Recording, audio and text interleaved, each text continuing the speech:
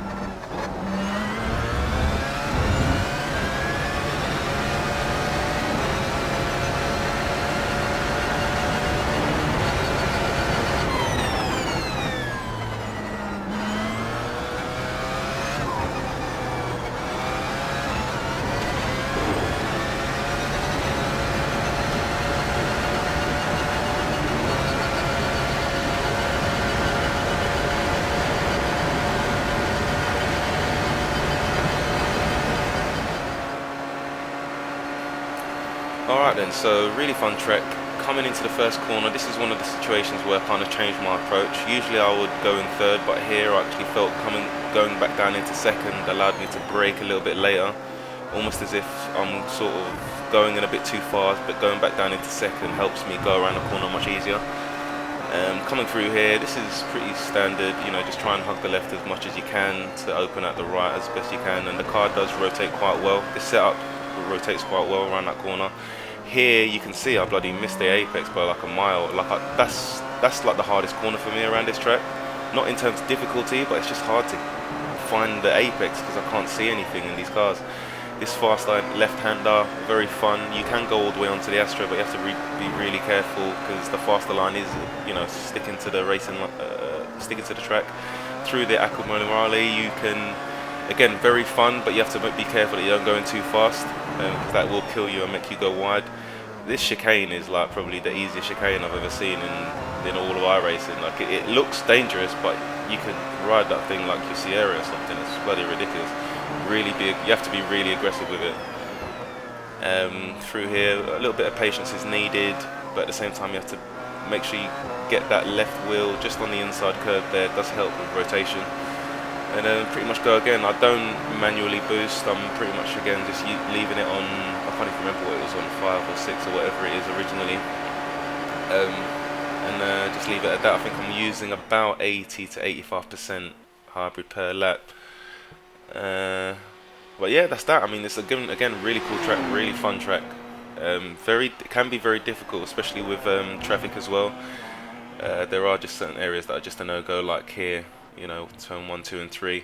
I did manage to do one race this week, which was still fun. I did survive it, fortunately. But yeah, I did notice that the guys around me were faster than me in a straight line. So this setup does feel good, feels great around the corners. But the guys were, I mean, from what I saw, the fastest guy on the track, he was as fast as me in some corners. Maybe even faster a little bit, and was definitely faster in the straight. He was reaching up to about 300, I think, just under 300, whereas with this one I'm pretty much getting up to like 285, 290 at a push if I save hybrid elsewhere and save it for the straight. But so yeah, you're probably going to need to definitely make a couple more adjustments. I don't know which ones they are, to be honest. I didn't really have much time to do a lot of races this week and experiment with the setup, but you know, for what I found, this was still fun and decent, but it probably won't be that hugely competitive. You're gonna have to find a way to get that straight line speed, but yeah, man, again, like I said, had fun with it. Really glad I was able to take a decent setup to this track and have some fun, but yeah, man, anyway, next week, not looking forward to Kota, but what you gonna do? I'll catch you guys later.